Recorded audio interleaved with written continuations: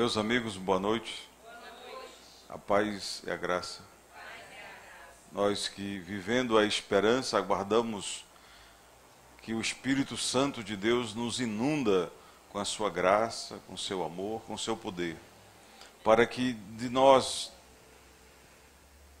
possa desbotar a pessoa humana e fazer brotar a pessoa de Deus, nos conduzindo a uma dimensão espiritual daquela outrora natural, para que mais do que animais pensantes, nós nos tornemos seres iluminados por Deus, portanto espirituais. Que a graça de Deus, o amor do Pai, a comunhão viva do Espírito Santo e o exemplo vivo de Jesus seja a nossa bandeira, seja o nosso mapa, seja o nosso norte, seja o nosso objetivo. Esta noite queremos que o amor do Pai e a comunhão desse Filho e Espírito que habita em nós possa comandar o nosso coração, para que sejamos uma nova criatura em Cristo Jesus. Amém. Podemos sentar, irmãos. Obrigado. Se você está com a Escritura, por favor, abra em Hebreus, capítulo 12, versículo 1. Quando a gente vem à igreja, quando a gente vem escutar a palavra de Deus,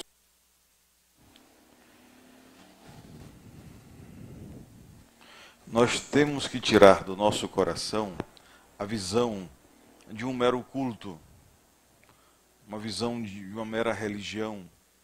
Eu estou aqui, Deus está ali, e eu vou olhar para Deus, Deus olha para mim, e eu vivo um namoro, uma paquera com Deus. Não. A nossa fé nos ensina algo muito mais forte, algo muito mais poderoso. Ele ensina que a gente deve ser um com Deus. O anseio de Jesus era este, que todos sejam um, como eu e o Pai somos um. Então, o que a gente precisa fazer para ser um com Deus? Essa talvez seja a pergunta importante dessa noite. Como ser um com Deus? Então se inventou a teologia. Vamos estudar Deus. Eu me lembro quando eu abri o primeiro curso na faculdade, que era o curso de teologia, e eu me reuni, depois de fazer uma espécie de mestrado em teologia, e eu me reuni com professores, porque nós queríamos fazer um bom curso de teologia para os alunos, para os crentes. Eu me deparei com muita surpresa que aquelas pessoas, elas sabiam até do trato linguístico, sabiam até da exegese, sabiam até da hermenêutica, da doxologia, da epistemologia, da angeologia, daquelas coisas todas estapafúrdias, mas não sabiam de Deus. Eu percebi que havia mais um interesse de analisar um corpo que se dissecava do que propriamente conhecer o espírito que animava o corpo. Porque o corpo sem um espírito nada é. Então, a letra, a palavra, sem um espírito, ela é morta. Então nós muitas vezes vemos uma religião nesse patamar. Achamos que a maneira como participamos, como falamos, como rezamos, basta. Não. A nossa fé transcende, ultrapassa essa reflexão. Deus quer ser um conosco. E onde se aprende a ser um com Deus? Nas Escrituras. Mais precisamente, no agir dos homens e mulheres das Escrituras. O que foi que deu sabedoria a Salomão? A oração insistente, permanente. Foi isto que deu sabedoria a Salomão. O que deu discernimento e inteligência a José não foram os bancos escolares. Não que eles não sejam importantes, mas para o mundo espiritual se mostram inábeis, inaptos, impróprios. Os bancos escolares mais nos afastam de Deus do que nos aproximam. A convivência com heteros alunos, com uma massa heterogênea muito grande, mais nos prejudica do que nos facilita, do que nos aprimora. O conviver social é um desastre. Quando nós colocamos nossos filhos, eu vi isso porque educador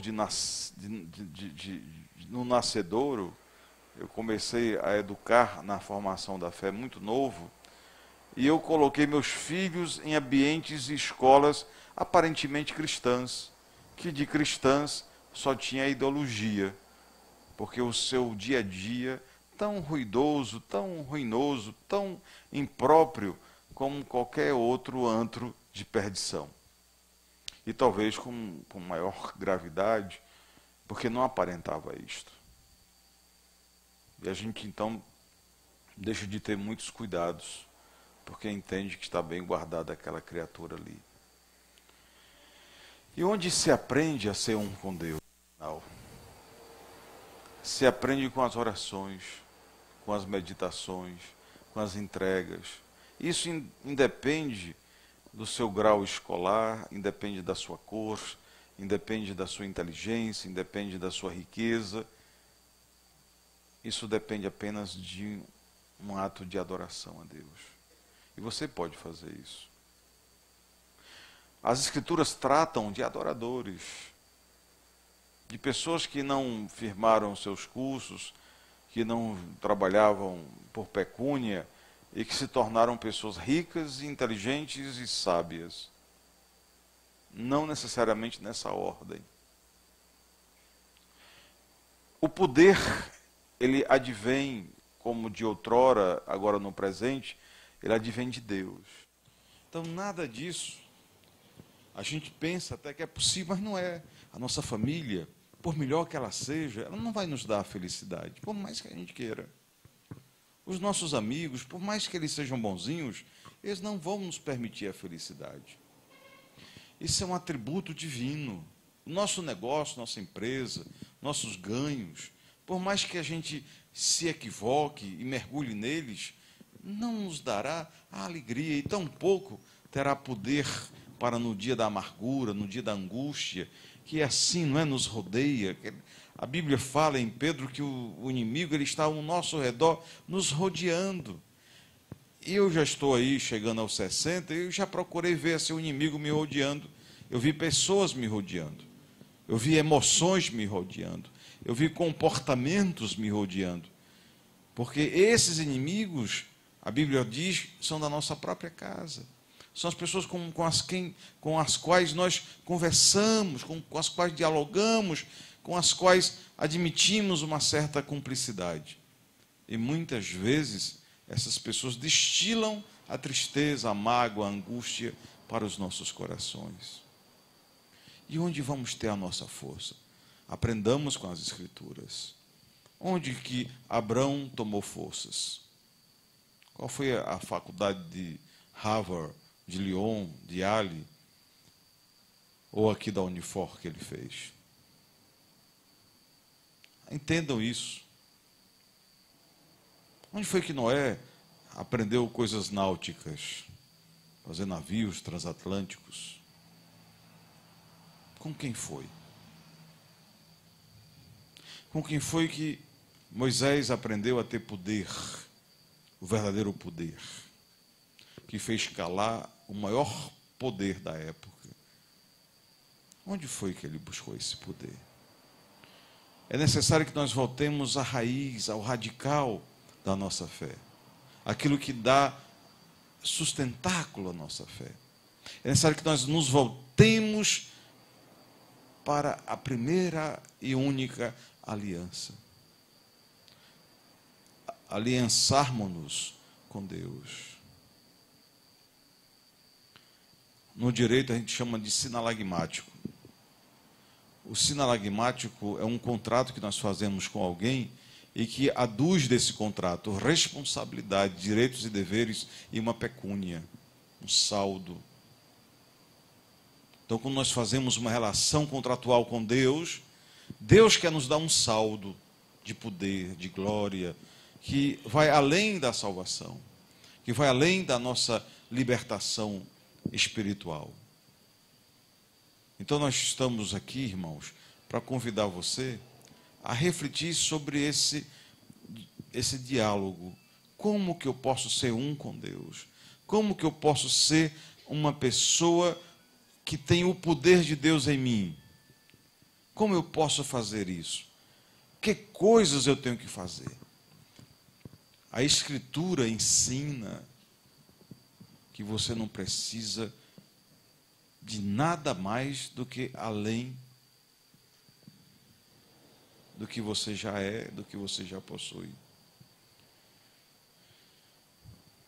Você só precisa de um coração sincero. Você só precisa buscar a Deus com toda a honestidade. Você precisa ficar em silêncio. Depois passar ali aqueles 30 minutos, 60 minutos em silêncio. Para que Deus fale ao seu coração. Para que Deus lhe oriente, para que Deus lhe dê forças. Para que deixemos de agir mais pelos ímpetos, mais pela carne e tenhamos a ousadia de agir pelo Espírito. A carne nos traz a desventura da má digestão. Seja ela aquelas que colocamos no estômago, seja ela aquela que nós vivemos. Ambas nos dão indigestão. Se eu vivo pela carne, se a minha relação é pela carne, se a minha vida é pela carne, pelas minhas fraquezas, eu pela carne cairei.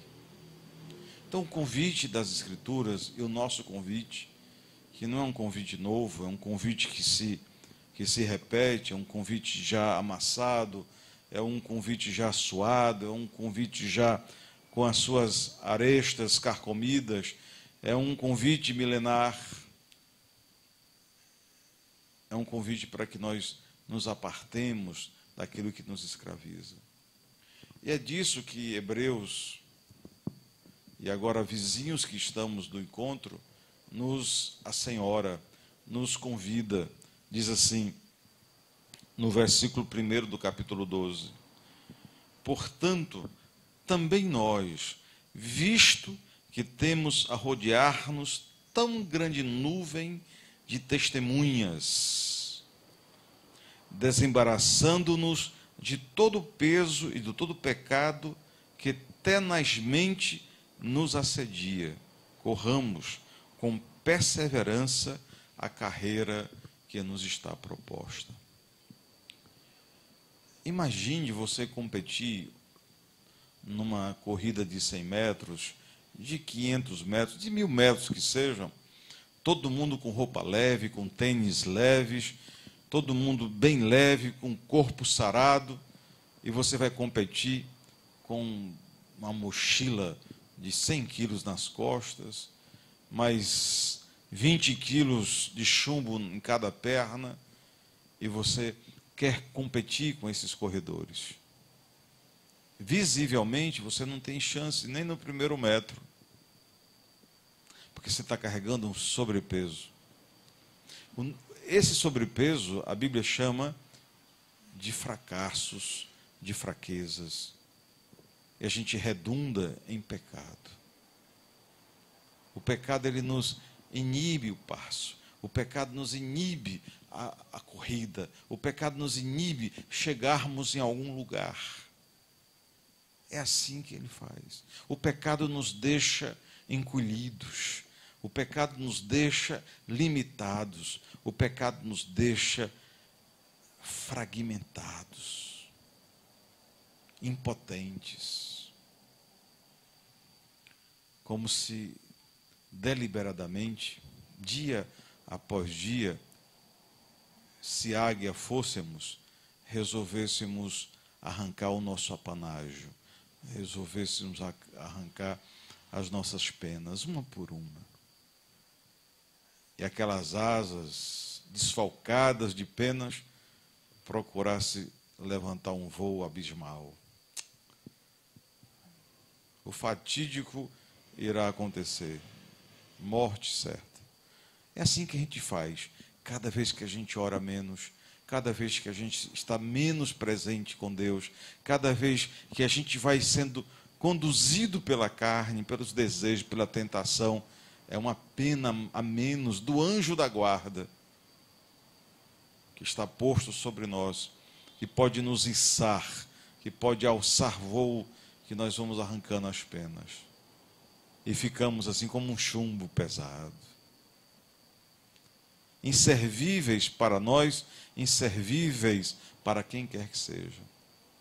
A Escritura, ela diz, olha só, portanto também nós, visto que temos a rodear-nos tão grande nuvem de testemunhas, que nuvem de testemunhas é esta? Vocês estavam aqui presentes, na reunião passada falávamos de Hebreus 11, falávamos de fé, e mostrávamos um carrilhão de sinos, de pessoas pungentes, de ícones da fé. São testemunhos. Não devemos desprezá-los, devemos imitá-los. São testemunhos. A Bíblia colocou aquelas personagens, aquelas pessoas que já estão há 5.000 anos de nós, 3.000 anos de nós, 2.000 anos de nós, para que elas servissem de exemplo para nós. Para dizer que com todas as dificuldades do tempo deles, lhes fora possível realizar grandes coisas. Não podemos nós destoar, desbotar com tantas facilidades que temos nos dias atuais. Com tantos mecanismos que nós temos e nós não alcançarmos sequer as pegadas do pai Abraão, do nosso amigo José, os inários de Davi, os compromissos com a sabedoria de Salomão, a coragem de Isaías, o destemor de Jeremias, a capacidade de síntese de Joel, a coragem de Raabe e o amor de Jesus por nós. Nossa congregação vem pregando com uma insistência jurássica a ideia de que devemos acampar em 2 tendas muito preciosas. A primeira tenda chama-se o desvelar, ou revelar, melhor dizendo, dos dons. Onde estão os meus dons? Isso me vem preocupando. Eu tenho perdido noites, as madrugadas insones, dizendo, meu Deus, onde está o meu dom? Ou simplesmente é algo que eu nem me lembro dele. A Bíblia diz que não é comum que as pessoas tenham os dons espirituais. Não é comum. Mas a Bíblia diz que aquele que não tem os dons, peça. E Deus, que é abundante, dará o dom para aquela pessoa que deseja, para aquela pessoa que quer. Nós estamos falando de dons. Estamos falando nesses dias sobre obedecer. É onde se resume a palavra de Deus. É muito bom obedecer uma pessoa que sabe o que está determinando. É bom a gente saber que se fizer o que Deus está dizendo, vai acontecer. Vocês estão vendo as chuvas? Alguém consegue ver chuva? Acham que está chovendo? Ou não? Ou é só uma chuvinha passageira? Uma nuvem passageira?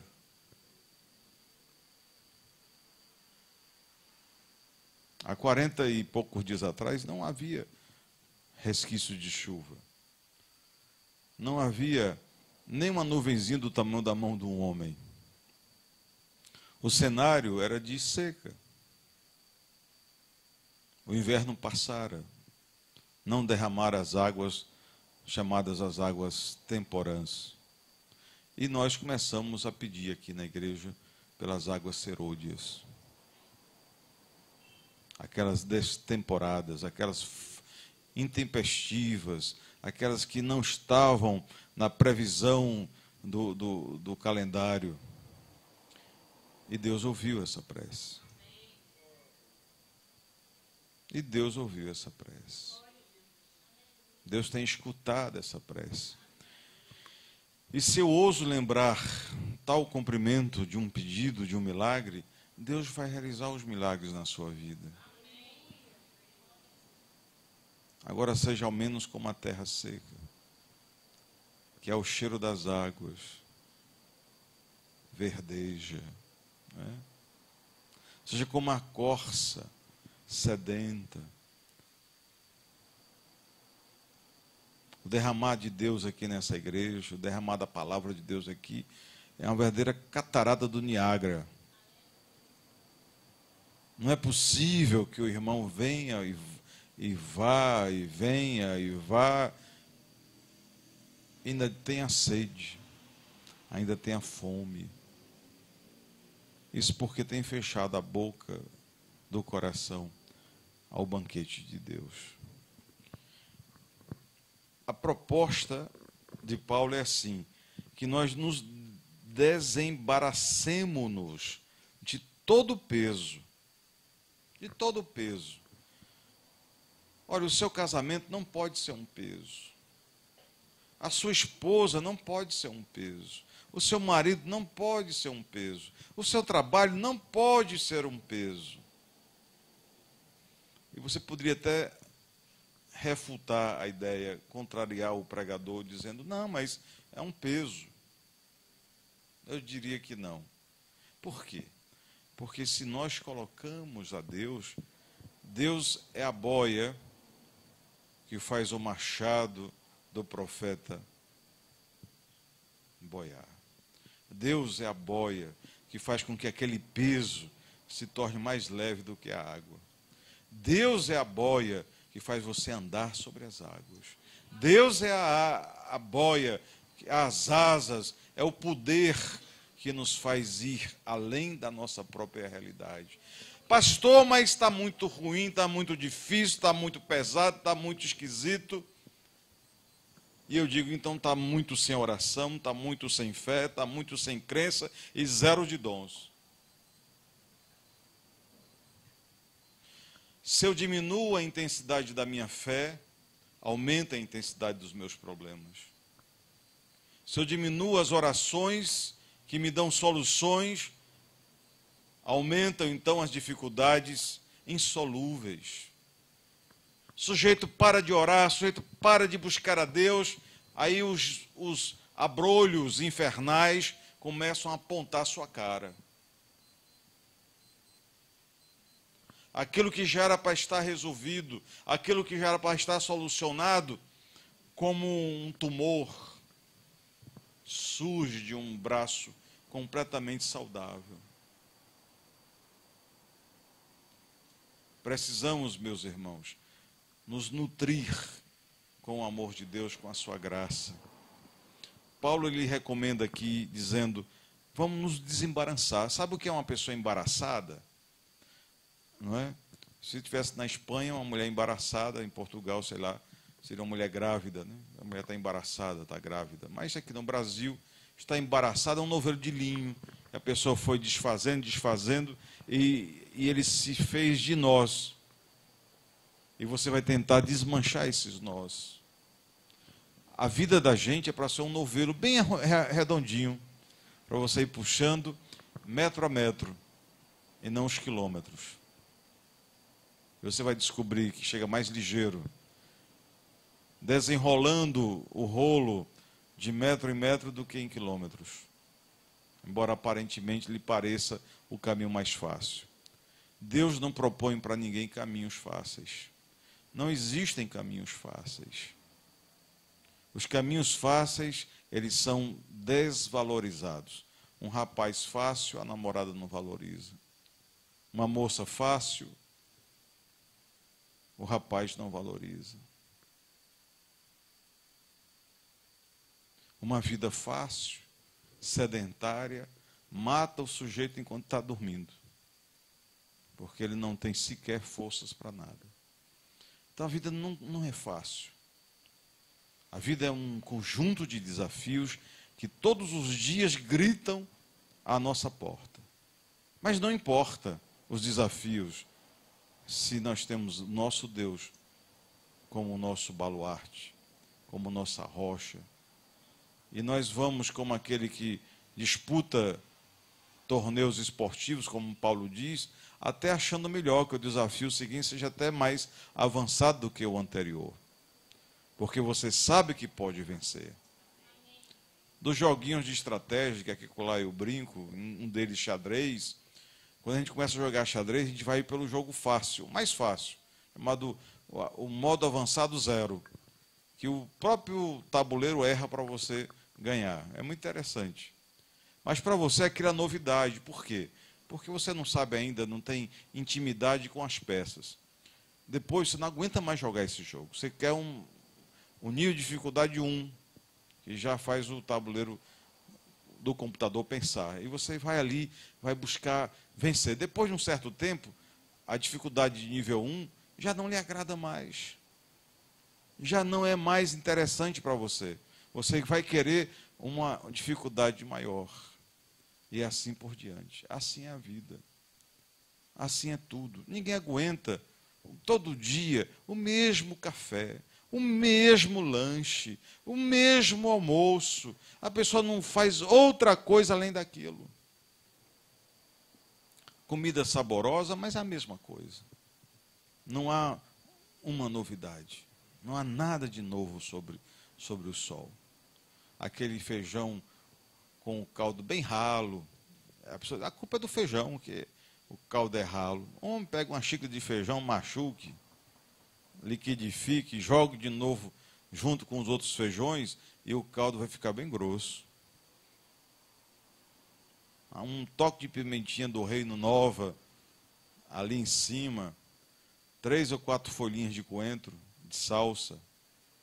E você mudará um feijão insípido para algo delicioso. E um toque de amor. Um toque de amor. Você está beijando a namorada? Agradeça a Deus. Puxa, meu Deus, eu agradeço por esse momento de alegria. Você está fazendo uma refeição? Agradeça. Quando eu vou à cozinha e eu sou um cozinheiro, os meus alimentos dizem que são saborosos. É porque um dos temperos é Deus. Eu peço a Deus que abençoe aquilo ali. Eu peço a Deus que tudo dê certo ali. Às vezes, nem há a habilidade do cozinheiro, mas há a santidade de Deus. A família, às vezes, nem está tão bem afinada. Aí você pede a Deus para Ele olhar, para Ele abençoar. E de repente a família ela é abençoada.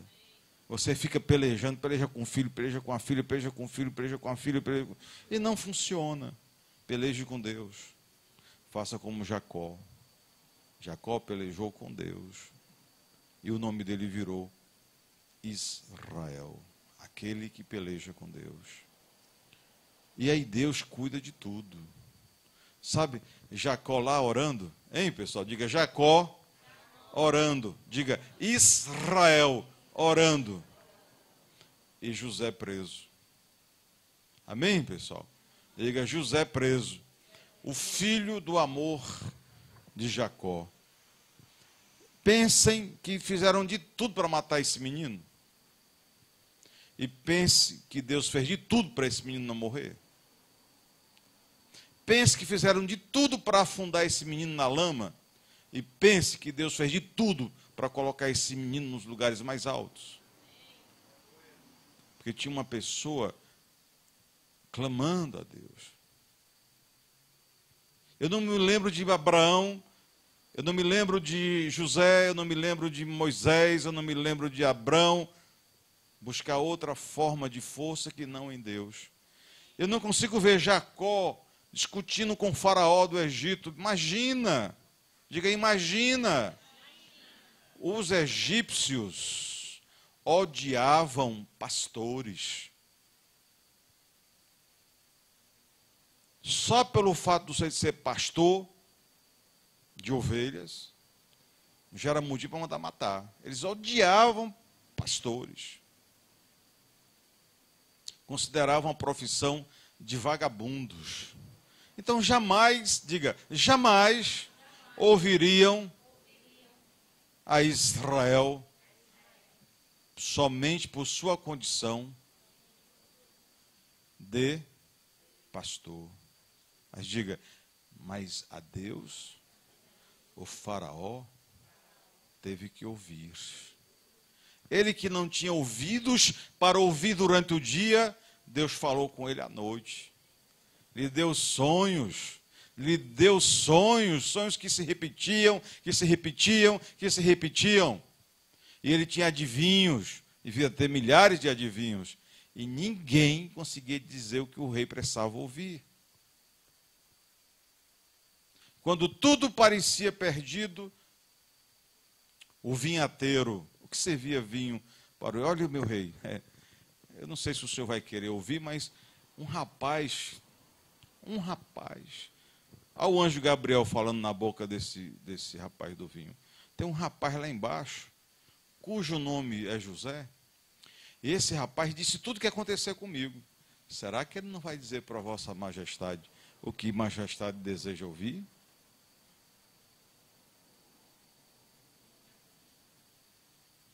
Diga, quando eu oro a Deus, ainda pela madrugada, Deus realiza os meus sonhos, porque Deus dá. Diga, Deus dá àqueles que o amam enquanto dormem. José dormia e o faraó vigiava, porque não conseguia dormir. Porque Deus fez Faraó entregar para José, presta bem atenção, tudo que Faraó tinha. Toma até meu anel, o anel aqui, toma. Repare o que Deus fez. Deus quer mostrar com Moisés e com José o que ele pode fazer com a sua vida. Olha só, olha que história mais mirabolante. Moisés é arrancado das águas pela filha do faraó. Foi criado príncipe do Egito. Era para ter dado tudo certo, sim ou não? Mas nem o fato de ser príncipe, nem o fato de ser criado com a filha do faraó, poupou Moisés de ser perseguido. Foi para o deserto, para ser nada, com uma sentença de morte, para que eu e você saibamos que o nosso Deus foi quem fez colocar o faraó de joelhos diante de Moisés. O que eu quero dizer nessa noite é que a sua luta não é contra a carne, não é contra o sangue, mas é contra potestades, contra espíritos.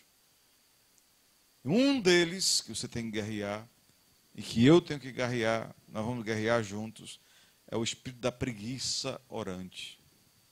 Aquele espírito que impede você de orar de manhã cedo, que impede você de buscar a Deus à tarde, aquele espírito que impede você de buscar a Deus à noite, aquele espírito que impede você de tirar 10 minutos do dia para pensar alguma coisa para a obra de Deus. Não, isso não é importante, não. O importante é ganhar dinheiro, o importante é fazer negócio, o importante é não sei o quê. E a vida indo para o ralo. E Deus quer lhe dar tudo e mais alguma coisa por meio da oração. Cada crente, pessoal, a gente faz aqui a vigília, eu digo assim, o que você fez essa semana para Deus? Não entendi a pergunta. Não entendi a pergunta. Quando o crente entender essa pergunta, ele entenderá o que é bênção de verdade. Quando o crente entender que culto não foi feito para esquentar a cadeira, mas para celebrar os milagres, os sinais, as maravilhas, os prodígios que Deus fez na vida daquele que crê. Porque tem um coração voltado para Deus, um coração temente a Deus, um coração que busca o Espírito Santo por meio do silêncio e da prece. Paulo diz: corramos. Olha como é que o crente está correndo, pessoal. Olha o crente correndo.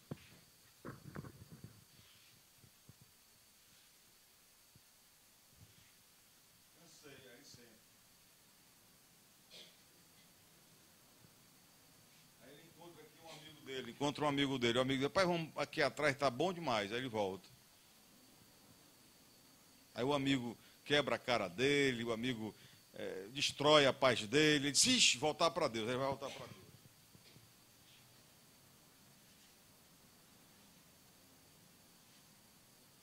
Aí está num relacionamento. O relacionamento vai... Aí ele volta. Paulo ele diz: corramos. Amém, pessoal? Corramos. A Joconda diz assim: ei, corra aí. Lá se vou eu, correndo. Comecei com 2 voltas, agora estou com 10 voltas. O crente não sabe o que é correr para Deus, não. É assim: se apresse para estar na presença de Deus, se apresse para buscar a sua salvação, se apresse para buscar os dons. O tempo está passando, nego velho. O tempo está indo embora. Hoje é quarta, hoje é quinta, finalzinho do mês de abril de 2013. Está acabando. Daqui a pouco é final do ano e nós teremos pouquíssimas coisas para celebrar se nós não corrermos em busca do Senhor. A corrida começa com um novo nascimento, não tem jeito. Eu volto, eu tenho que nascer de novo, nascer para Deus. O que é nascer para Deus? Você tem uma prática, uma comunhão com determinadas pessoas, e você então você nasce para outra realidade. Imagina, você é um anjo, diga: eu sou um anjo. Lá no céu, aí Deus fala: vupt, nasce naquela família. Aí você nasceu numa família de doido. As famílias estão doidas, malucas. Você olha para o seu pai, ele fumando um charutão. Olha para a sua mãe tomando uma dose de uísque. Passa tempo à noite, novela das 6, das 7, das 8, das 9. Aquele bebê veio do mundo espiritual, amém, pessoal? Deus materializou aquele menino, amém, pessoal? A Bíblia diz que Deus fez o menino num ventre materno, amém, pessoal? Aí o menino vai para o inferno.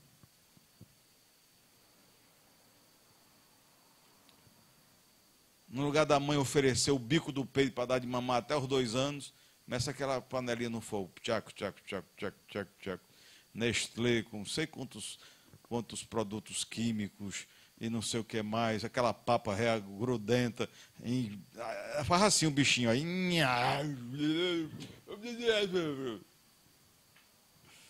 Empurrando ela abaixo do bichinho. Não tem médico, não tem ninguém. Minha filha é o leite materno. Tem jeito. Com medo dos peitos caírem, começa a dar papa, mingau e não sei o que, e no final o que cai é o amor e a graça de Deus. O que nosso Senhor está dizendo para nós, meus irmãos, é que nós devamos escolher um novo nascimento. Não tivemos condições de escolher, mas agora temos. Nós temos condições de escolher a nossa filosofia, o nosso modo de viver. A gente pode escolher. É complicado, porque a gente mora com pessoas, vive com pessoas que não têm a mesma caminhada, não é verdade? Mas você insista, seja como José. Por que você vai insistir? Porque aquele que perseverar vai ajudar os que não perseveraram. Olhe para José. José persistiu, acreditou. Quando o povo não tinha saído, o povo todo não tinha saído, uma seca braba, fome. Mas a mão de Deus estava sobre José no Egito, fartura, comida e terra boa. Então ele resgatou toda a família dele. Onde você conclui, cuide-se. Ah, papai não é assim, mamãe não é assim. Não interessa, cuide de você. Seu pai e a sua mãe serão resgatados por você, pelo seu testemunho, pela sua vida. A corrida exige toda a nossa força. Não sei se você já correu um dia ou se foi uma coisa remota, mas quando a gente está correndo, a gente arqueja, parece que não vai, toma toda a nossa força. A pessoa quer correr para Cristo na esteira rolante. Só que a única esteira rolante que existe no mundo espiritual é a que te conduz para o inferno. Porque a Bíblia fala que a busca de Deus é com esforço, é com trabalho, é com suor. Quem faz exercícios físicos sabe do que eu estou dizendo. Toma todas as nossas forças. Você pega aqui um peso. Uma vezinha é só para o cara sentir como é que faz. É o modelo. Ele tem que praticar. Tem que praticar. Praticar, e a igreja desenvolveu a salvação para Fortaleza. Aqui entre nós, atos de bondade em casa, atos de bondade consigo mesmo, atos de bondade com a igreja, atos de bondade com as pessoas que nós não conhecemos. É assim que a gente transforma a Fortaleza. Não é com discurso barato, não é com tiro. Você não pode olhar aqui, eu estou aqui na igreja porque eu sou otário, porque eu sou doido, ou porque eu não tenho nada para fazer, ou para descansar. Estou aqui porque eu não quero passar minhas noites fazendo vigílias em hospitais. Eu não quero passar minhas noites correndo atrás dos meus filhos sem saber onde é que eles estão. Eu quero estar aqui porque eu não quero, meus amigos, ser viciado em nada. Eu quero ter independência. Eu estou aqui porque eu quero ser salvo. Essa igreja é a igreja para quem quer ser salvo. O pessoal, pastor, na sua igreja é a prosperidade, é o milagre. Eu digo, isso acontece, mas o objetivo é salvar a sua alma. O objetivo é tornar você uma pessoa de Deus. Ah, mas eu queria mesmo era ganhar dinheiro lá, pedir a Deus para pagar minhas contas. Eu digo, você vai, a minha igreja, ela não. O Banco do Brasil é um pouquinho mais ali na Banco do Nordeste, aqui com a nossa amadíssima pastora Aldenora, superintendente do Banco do Nordeste, autoridade máxima. Você vai lá, pede um empréstimo para ela, é bem capaz dela conceder. Mas diga, o meu Deus quer tratar da minha salvação. O meu Deus quer me levar para o seu reino. Um reino de paz, de justiça e de alegria. É para essa corrida que estamos correndo. Diga, as outras coisas serão dadas por acréscimo.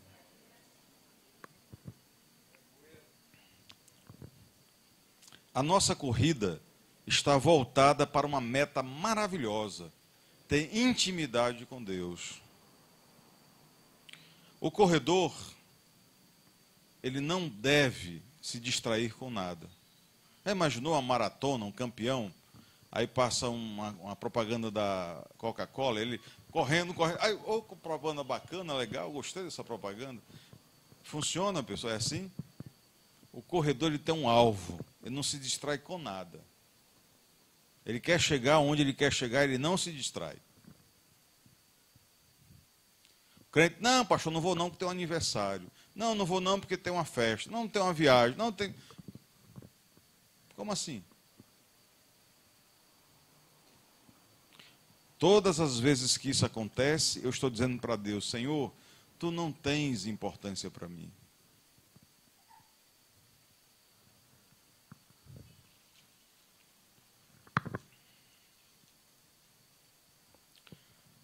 o grande incentivo para a nossa corrida? Primeiro, a grande nuvem de testemunhos, gente, de gente vitoriosa, pessoal.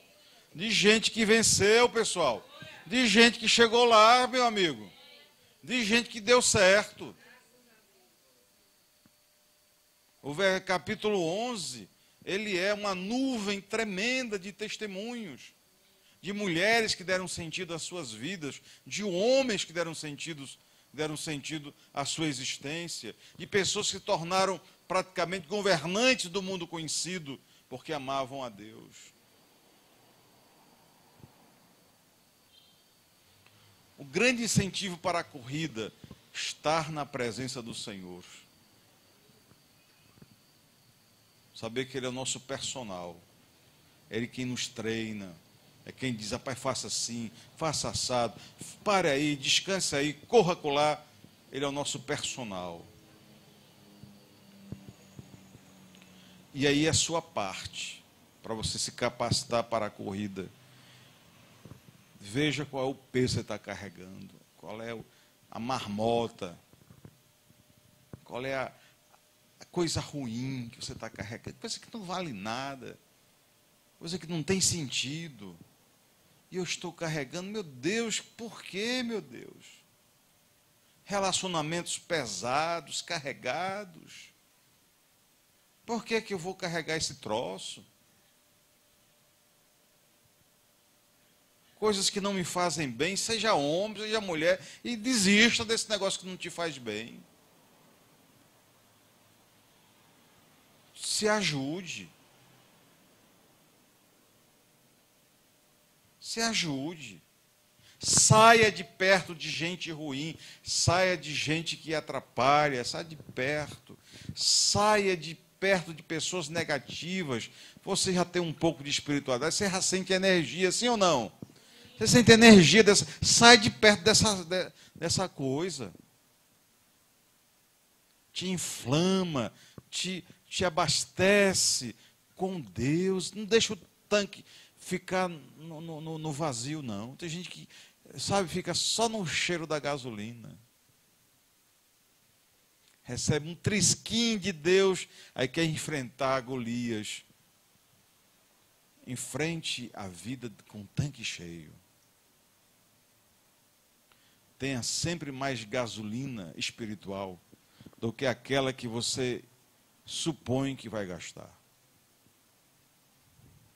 Se a luta é grande, as orações também têm que ser grandes e maiores, porque é de Deus, é necessário que Deus cresça em mim e que eu diminua. Como é que isso vai acontecer? Só por um fato: oração e mais oração.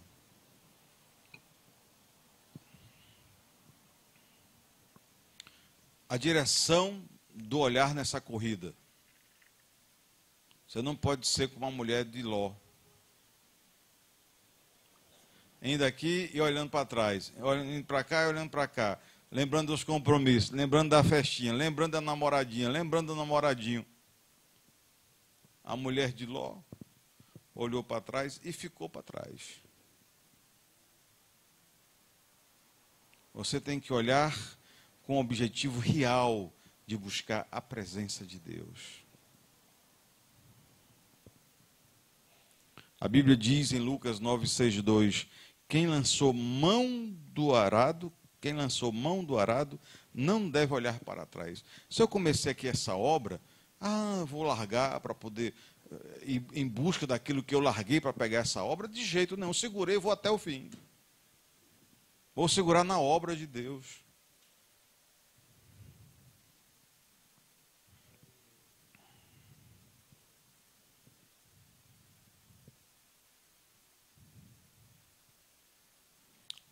Resumindo, é isso. Atletas espirituais no estádio de Deus. A corrida da vida cristã, ela começa com conversão. Não tem conversa mole, meu amigo. Ninguém pode servir a dois senhores. Ou ama um e odeia o outro, ou odeia um e ama o outro. Ninguém pode, ao mesmo tempo, ser sombra e sol. Ou é uma coisa, ou é outra. além de gerar uma série de neuras, de situações depressivas, porque a pessoa não é aquilo que ela diz que ela é, e é o que ela diz que não é, então isso gera um infortúnio na mente da pessoa. Ela tem que se libertar e escolher um dos caminhos. Depois, exige-se que deixe todo o peso desnecessário.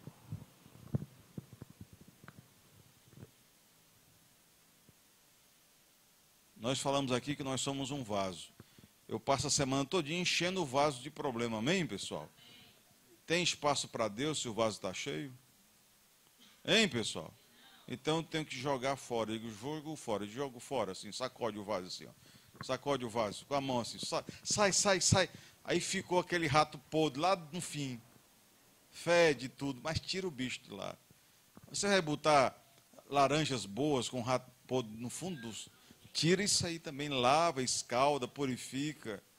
Afinal é você. Gente, tem regras. Nós estamos cercados aqui de regras. Regras número 1, regras número 2, regras número 3, regras número 4. Cristianismo tem regras. A corrida aqui do Pão de Açúcar tem regra. Tem ou não tem, gente? Tem ou não tem, pessoal? Sem eu me inscrever, eu entro na corrida de gaiato? Sem eu estar vestido a caráter para aquela corrida, sem a fitinha no braço, eu vou correr ali na hora? Vou, Maíra? Sem estar incrementado? Não. Aí a corrida diz, ó, você vai dobrar aqui, aqui, aqui. Eu digo, não, eu vou dobrar aqui, não, eu vou dobrar aqui. Na hora que você quebra a regra, você está fora da corrida, sim ou não? Sim. Aí, não, eu vou ganhar a corrida. Enquanto todo mundo está a pé, eu vou de moto. Ah, vai comer de esmola, vai ou não vai? Ainda corta a fita de chegada, ó, chegou com a moto lá. A vida tem regras, pessoal. Todo mundo sabe disso.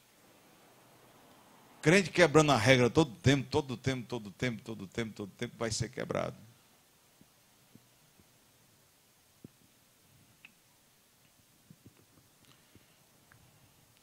E o alvo, o objetivo, deve ser mantido todo o tempo ali.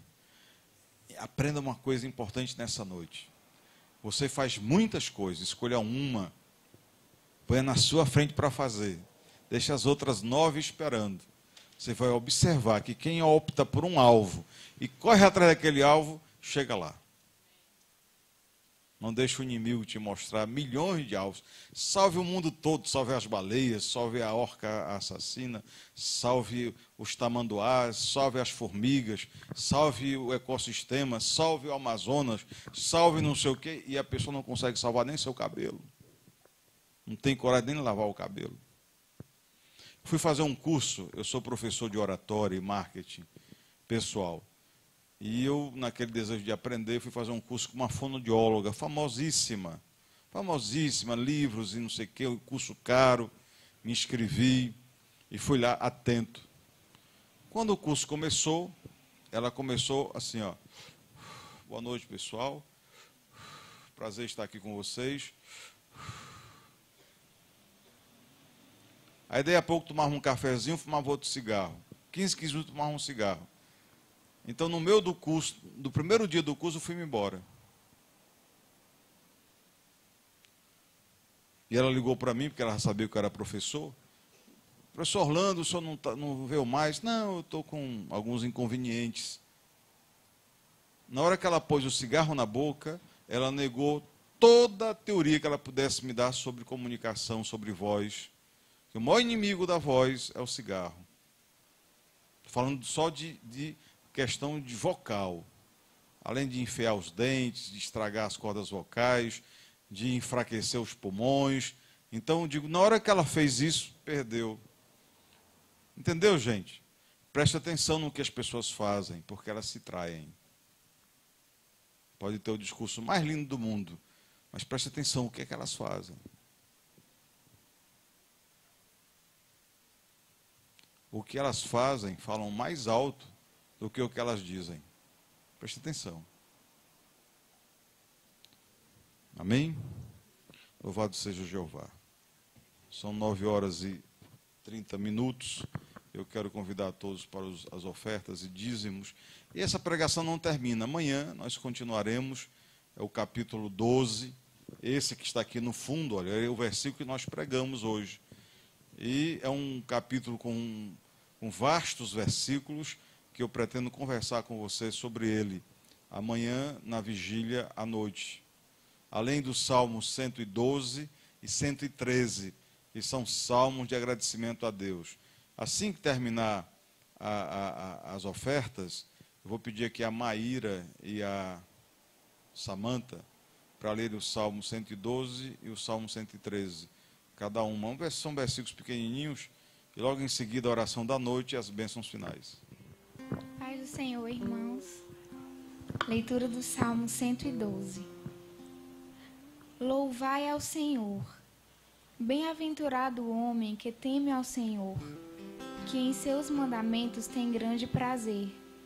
A sua descendência será poderosa na terra. A geração dos retos será abençoada. Bens e riquezas há na sua casa, e a sua justiça permanece para sempre. Aos retos nasce luz nas trevas. Ele é compassivo, misericordioso e justo. Ditoso é o homem que se compadece e empresta, que conduz os seus negócios com justiça, pois ele nunca será abalado. O justo ficará em memória eterna. Ele não teme más notícias. O seu coração está firme, confiando no Senhor. O seu coração está bem firmado. Ele não terá medo, até que veja cumprido o seu desejo sobre os seus adversários. Espalhou, deu aos necessitados. A sua justiça subsiste para sempre. O seu poder será exaltado em honra. O ímpio vê isto e se enraivece, range os dentes e se consome. O desejo dos ímpios perecerá. Amém. Leitura do Salmo 113. Louvai ao Senhor, louvai, servos do Senhor, louvai o nome do Senhor. Seja bendito o nome do Senhor, desde agora e para sempre. Desde o nascimento do sol até o acaso, seja louvado o nome do Senhor. Exaltado está o Senhor acima de todas as nações, e a sua glória sobre os céus. Quem é como o Senhor nosso Deus, que habita nas alturas, que se curva para ver o que está nos céus e na terra, que do pó levanta o pequeno e do monturo ergue o necessitado, para o fazer assentar com os príncipes, sim, com os príncipes do seu povo, que faz com que a mulher estéril habite em família e seja alegre mãe de filhos. Louvai ao Senhor. Amém.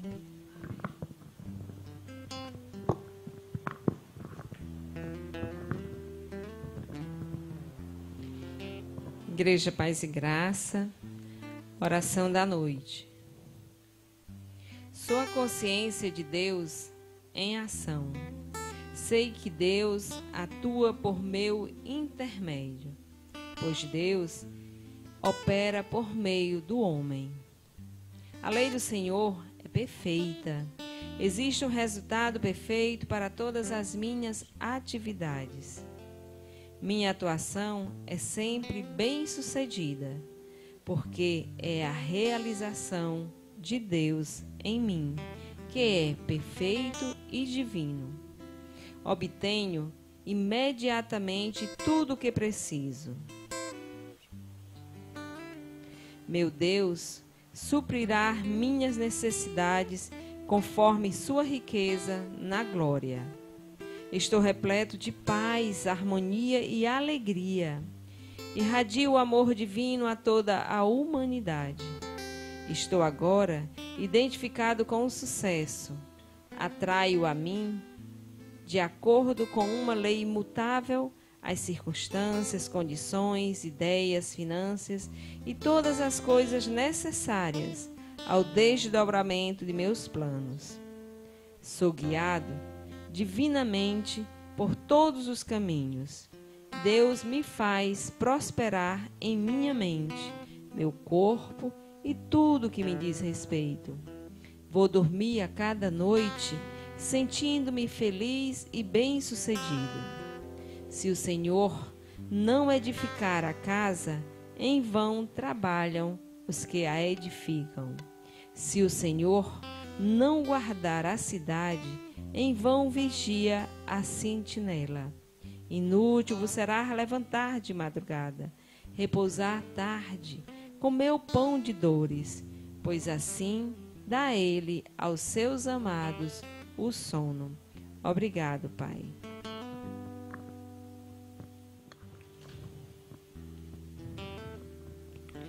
O que se pode dizer para as pessoas? O que está se faltando falar para as pessoas? Eu acho que se fala muito.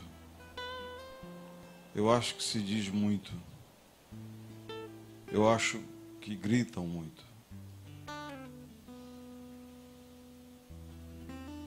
Talvez esteja sendo necessário o silêncio. Diz que o silêncio ele é tão majestoso que só deveria ser interrompido por algo mais sublime do que ele mesmo. Talvez a gente precise agir mais,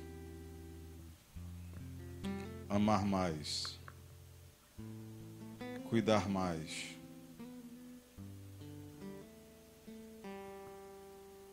ser mais.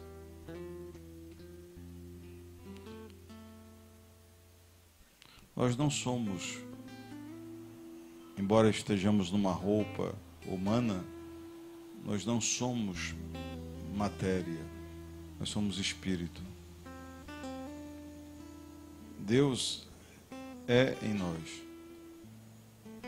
E assim, nesse final de semana, que cada um de nós reflita sobre a sua própria vida, sobre o que está fazendo.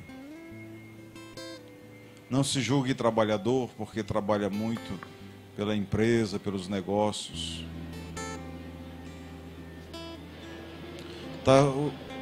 Tais coisas não salvarão você.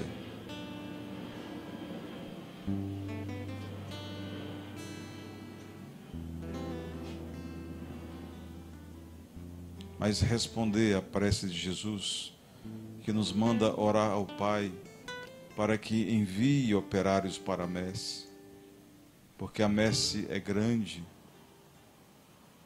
e os operários poucos.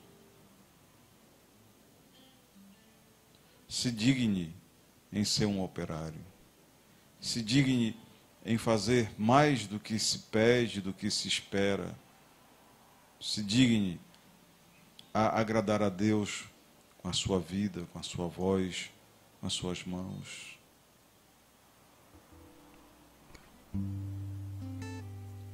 Se digne a ser uma alegria na sua casa.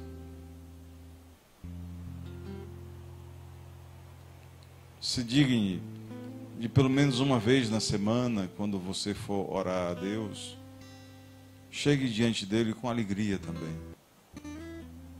Chegue diante dele com agradecimento também. Chegue diante dele para contar coisas boas também. Não faça uma relação com Deus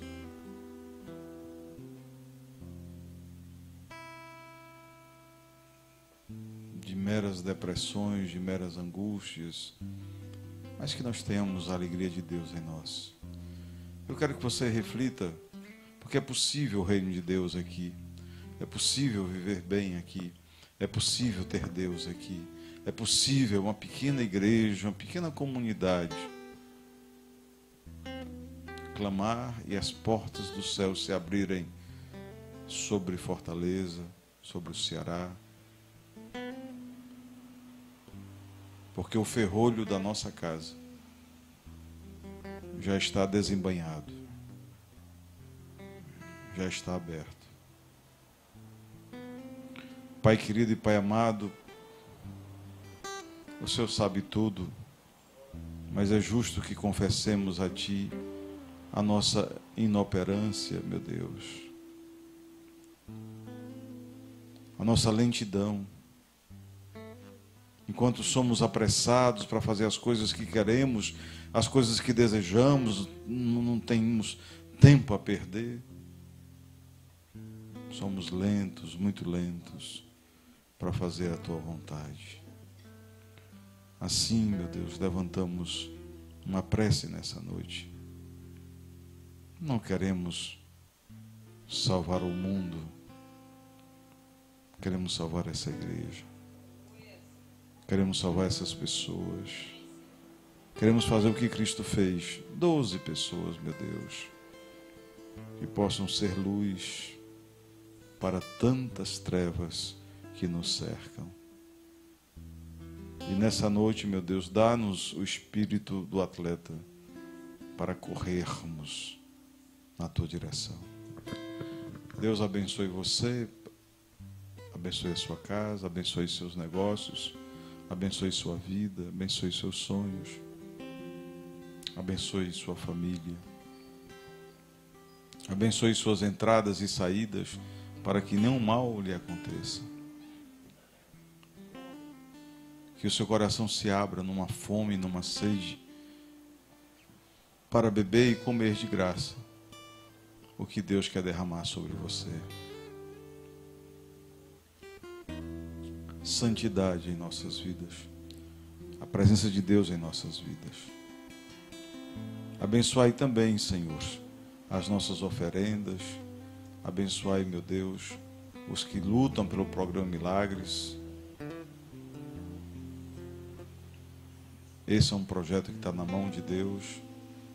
Abençoa cada um que está pensando, que está orando, que está querendo que a palavra de Deus vá mais longe. Essa palavra boa, gostosa, profunda, que transforma vidas. Dá, Senhor, aos pregadores dessa igreja sermos mais que milagreiros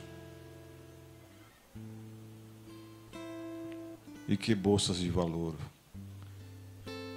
Sejamos mais espirituais e mais sedentos da Tua graça e da nossa salvação. Pedimos isso em nome de Jesus. Saudai-vos uns aos outros em Cristo. Muito obrigado por sua honrosa presença. Amém?